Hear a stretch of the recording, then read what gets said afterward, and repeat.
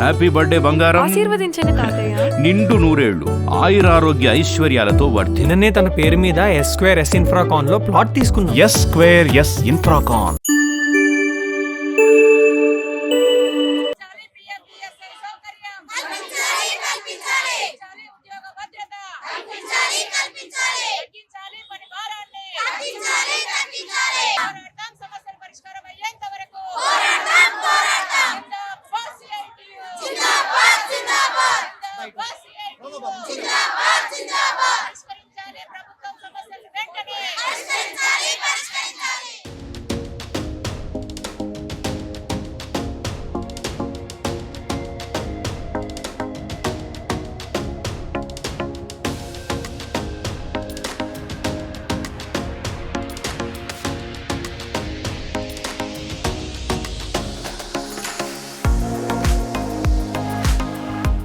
Hello నమస్తే, welcome to Suvarna media. నేను MC. ప్రస్తుతం మనం వచ్చేసి commission office, Madhuranagar commission office దగ్గర ఉన్నాం.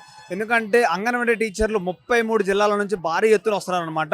వాళ్ళకి 18,000 జీతం చేస్తారు. ఇంత మట్టికి పెంచిన దాఖలలో అంటే ఒక జీవో తీసుకొచ్చి ఎలాంటి పెట్టమని ఒక సీసీలు ఉండాలని చెప్పడం జరుగుతుంది అనమాట. వాళ్ళు అడిగి తెలుసుకుంది ఎందుకు ఇలా జరగడం కారణం ఏంటి, మరి ప్రజా దర్బార్ ఒక సమస్య పెట్టారన్నమాట. అక్కడ పెట్టకుండా అక్కడికి వెళ్ళకుండా ఇక్కడ రావడం కారణం ఏంటి, మరి వాళ్ళ సమస్యలు ఏంటో, ప్రత్యేక డిమాండ్స్ ఏంటో తెలుసుకుందాం. ఒకసారి నాతో పాటు రండి. నమస్తే అమ్మా. నమస్తే అండి. మా సమస్య ఏం లేదు. నేను జాయిన్ అయ్యి 375 జీతం ఉన్నప్పుడు జాయిన్ అయినా.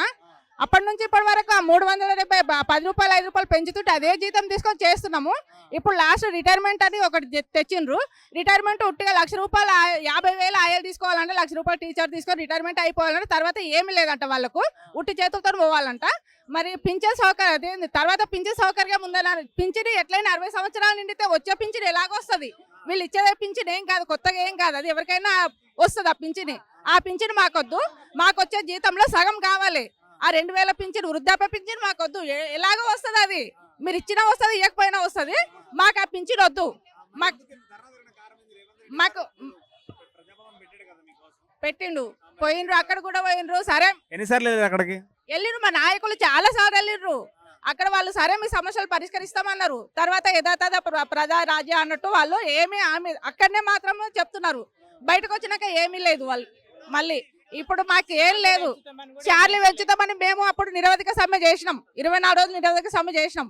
అప్పుడు ఇప్పుడు గెలిచిన ఎమ్మెల్యేలు అందరూ మా టెంట్ కిందకి వచ్చిండ్రు, మా భుజాలు తట్టిండ్రు. మీకు అండగా మేము ఉంటామన్నారు. మీకు 18,000 చార్లీ మేము మా గవర్నమెంట్ ఫామ్ కాగానే మీకు 18,000 చార్లీ ఇస్తామన్నారు.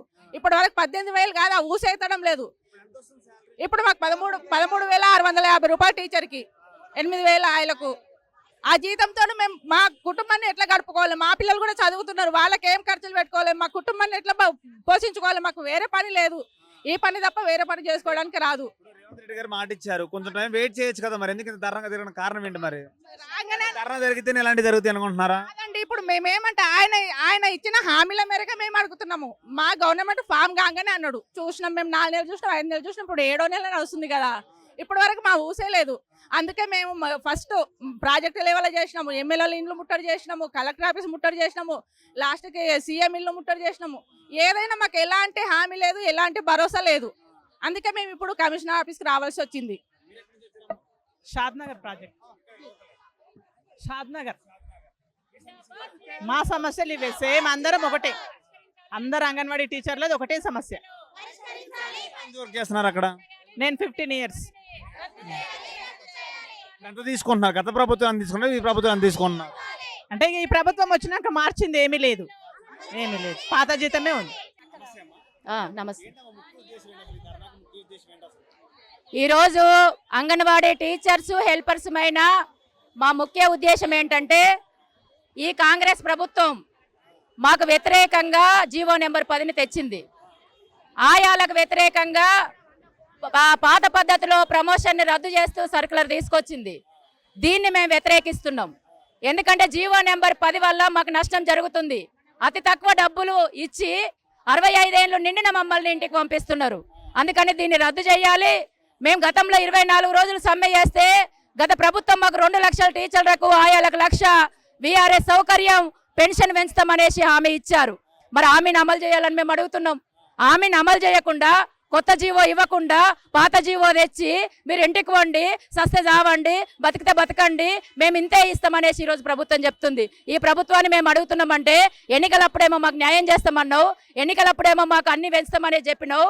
మా ఓట్లు వేయించుకున్నావు నువ్వు. ఓట్లు అయిపోయిన తర్వాత గద్దెనెక్కి ఈరోజు సంబంధం లేదు మేము నష్టం చేస్తామంటే చేతులు ముడుచుకొని కూర్చోవడానికి ఈరోజు అంగన్వాడీలు సిద్ధంగా లేరు రాష్ట్రంలో. సీతక్క గారిని 33 జిల్లాల్లో ఉన్న అంగన్వాడీ టీచర్లు హెల్పర్లు కలిసినాం మేము. ఏమన్నారు? పూటకో మాట మాట్లాడుతున్నారు మంత్రి గారు. ఇప్పుడు మేము పోరాటం 3 నెలల నుండి చేస్తే మొన్న పత్రికా ప్రకటన ఇచ్చారు. 2 లక్షలకు టీచర్లకు పెంచుతాం, ఆయాలకు 1 లక్ష అని. అందులో వాలంటరీ రిటైర్మెంట్ ఏంటిదో మాకు తెలియదు, పెన్షన్ ఎట్లా ఇస్తారో తెలియదు, దాని కండిషన్లు ఏమున్నాయో తెలియదు, అసలు ప్రాసెస్ ఏందో మాకు డిపార్ట్మెంట్ చెప్పట్లేదు. పైగా మంత్రిని కలవడానికి వెళ్తే కనీసం సామరస్యపూరితంగా ఈరోజు మంత్రులు లేరు, ప్రిన్సిపల్ సెక్రటరీ గారు లేరు. ప్రజాపాలన ఏడుందండి? అసలు ప్రజాపాలన ఉందా? మేము మంత్రి గారిని కలవడానికి పోతే పిఏ ఫోన్ తీయడు, అపాయింట్మెంట్ ఇవ్వడు. మంత్రి రోడ్డు మీద కలిస్తే ఉరికి మేము వినతి పత్రం ఇస్తే వినతి పత్రం తీసుకొని కనీసం ఇక గిజ్ చేస్తాం గిజ్ చెయ్యము అని సామరస్యంగా చెప్తున్న పరిస్థితి లేదు. ప్రిన్సిపల్ సెక్రటరీ గారు అయితే జూలై 3వ తేదీన మమ్మల్ని చర్చలకు పిలిచారు, ముఖం చాటేసిరు. ఎవరు చెప్పుకోవాలి మేము? అదే ఇప్పుడు మహిళలకు నేను ఉచిత బస్సు అన్నాడు, మహిళలకే నేను చాలా పథకాలు అన్నాడు, ఆ పథకాలన్నీ ఇంకా రాలేదు. మేమేమి అడుగుతున్నామంటే నువ్వేమో వాళ్ళకేమో అవి ఇచ్చినా ఇవి ఇచ్చినా అనేసి అంటున్నారు, మరి మేమేం పాపం చేసినామని మేము అడుగుతున్నాం. తెలంగాణ రాష్ట్రంలో మేము మీకు ఓట్లు వేయడమే మేము పాపం చేసినామా? ఇప్పుడు మా ఓట్లతో గద్దెనెక్కి అధికారంలోకి వచ్చేటప్పుడు కూడా గత సమ్మె హామీలే కాదు, ఈ ప్రభుత్వం కూడా 18,000 జీతం అన్నది, మాకు పిఎఫ్ ఇస్తాననేసి అన్నది. మేము అవి అమలు చేస్తారేమని మేము అనుకుంటే ముఖ్యమంత్రి గారే సమీక్ష సమావేశం పెట్టి అరే అంగన్వాడీ టీచర్లు హెల్పర్లు దొంగలు, వీళ్ళకి సీసీ కెమెరాలు పెట్టాలి, బయోమెట్రిక్ పెట్టాలి అంటే మమ్మల్ని దొంగల్ని చేసుకోవడానికి మేము గెలిపించినామా? అంటే దొంగలు మేమే ఉన్నామా రాష్ట్రంలో? అందరు మంచోళ్ళే, అంగన్వాడీల్లో దొంగలా? మరి దొంగలను నువ్వు నిరూపించాలి కదా. సీసీ కెమెరాలు అందరికి ఉండాలి కదా, పర్మనెంట్ ఉండాలకేమో సీసీ కెమెరాలు ఉండవు. గౌరవ వేతనం ఉన్న మాకెందుకని మేము అడుగుతున్నాం. అందరికి ఉండాలి, ముఖ్యమంత్రి గారికే ఉండాలి, మంత్రులకు ఉండాలి, ఐసిడిఎస్ డిపార్ట్మెంట్ కు ఉండాలి, ముఖ్యంగా ఫుడ్ సప్లై చేసే దగ్గర సీసీ కెమెరాలు పెట్టాలి. ఈ రోజు అంగన్వాడీ సెంటర్లలో 2 నెలలైన బియ్యం లేవు, 3 నెలలైన పప్పు లేదు, మురిగిపోయిన నల్ల ఒసరగారుతుంది గుడ్లు. ఆ గుడ్లు పెడితే ఆ గుడ్లు తింటారు ఎవరన్నా? పప్పు లేదు, పప్పు ఇక ఇంత పొడుగుంటుంది, గంట ఉడకబెట్టినా ఉడుకుతలేదు పప్పు తప్పించుకోవడం కోసం మేము ఏనేస్తున్నారంటారా దొంగలని? అంతే కదా. అసలు పప్పు ఉండదు, పాలు ఉండదు, గ్యాస్ లేదు, గ్యాస్ బిల్లులు ఇవ్వరు. పోపు గింజలు, ముక్కిపోయిన పోపు గింజలు ఎడ దొరుకుతాయో వాళ్ళకు సగం డబ్బులకు ముక్కిపోయినాయి అన్ని ఇచ్చి ఈ రోజు ఐసిడిఎస్ నడుస్తుందంటే మా కష్టార్జితంతో నడుస్తుంది. ఒక రోజు ఉన్నా లేకున్నా మా ఇంట్లో కూరగాయలు తీసుకుపోయి మేము అడుగుతున్నాం. ఇది గమనించాలి ముఖ్యమంత్రి గారు, ఇది గమనించాలి డిపార్ట్మెంటు. మేము ప్రధానంగా చెప్తున్నది ఏంటంటే ఈ డిపార్ట్మెంటు మా కోసం పనిచేస్తలేదు, ఈ అధికారులు మా కోసం పనిచేస్తలేరు, పైగా మమ్మల్ని ఇంటికి తొలగించాలని నిర్బంధం పెడుతున్నారు. అడిగితే ఇలాంటి డిపార్ట్మెంట్ మాకొద్దు, ఇలాంటి అధికారులు వద్దు, ఈ అధికారులను తక్షణమే ప్రభుత్వం మార్చాలని మేము డిమాండ్ చేస్తున్నాం. అమ్మాయి ఎక్కడి నుంచి వచ్చినావు?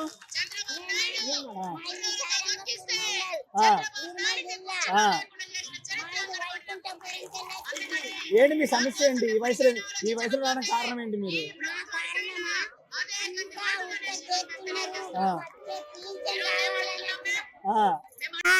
వాళ్ళంటే హాజరయ్యకని వీళ్ళు అంటున్నారు. మా బతికేందని 19 రోజులు మేము పోరాటం చేయబట్టి నిర్మల్ జిల్లాల ఇయ్యల్ల ఈడ ఉన్నది మా పరిష్కారం నెరవేరుతాడా అని మేము ఇక్కడికి దాకా వచ్చినాం సార్. నా వయసు 70 ఉంటది సార్. అంగన్వాడీలో చేస్తున్నారు ఎన్ని సంవత్సరాల నుంచా? కాదు 93 నుంచి చేస్తున్నాము.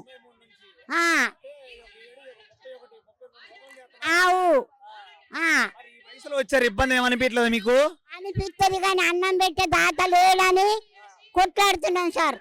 ఈ ప్రభుత్వం దిగొచ్చేదాకా ఇంటే పోరాడతాం, మాకు పింఛన్ పెంచేదాకా. పోరాటం చేస్తున్నారు. చేసుడే మళ్ళా ముందు పోయే బిడ్డలకు కూడా అంతే కావాలా, ముందట నడిచే బిడ్డల ప్రభుత్వం కూడా పింఛన్ కావాలా, జీతాలు పెంచాలా. వాళ్ళు మాతోని పోరాటం వాళ్ళు కూడా చేస్తారు. అది మాకు వయసు ఎక్కువ ఉంది కదా, మీకు ఆరోగ్యం ఏమైనా పాడైతే మరి ఎందుకు వెళ్ళొచ్చు కదా ఇంటికి?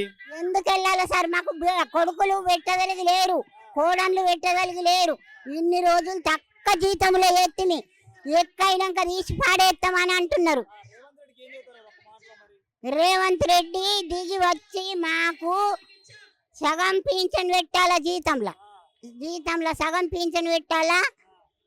ఇస్తా అన్నది 1,00,000 రూపాయలు ఇత్తని పెట్టింది కదా సీతక్క, 1,00,000 రూపాయలు ఇవ్వాలా, సగం పింఛన్ పెట్టాలా. రేవంత్ రెడ్డిని గెలిపించిన దానికి. సీతక్కను మొన్న పోయినాం ఒక్కసారి. సీతక్క 1,00,000 రూపాయలు ఇస్తాను అన్నది కానీ నామినీ లేదు, ఏమీ లేదు, నోటనే అన్నది సీతక్క. పేపర్కి ఇచ్చింది, టీవీలు ఇచ్చింది, ఫోన్లలో మీకు 1,00,000 రూపాయలు ఇస్తున్నాడు కదా. మీకు మందేమో ఇట్లా వలుకుతున్నారు సార్, మాకేమీ లేదు. దాని గురించి దాకా పోరాడుతున్నాం. మా మండలి నుంచా మొత్తం వచ్చినాము, 3 వ్యాకళ్ళు వచ్చినాయి, బస్సులు వచ్చిండ్రు ఇంకా.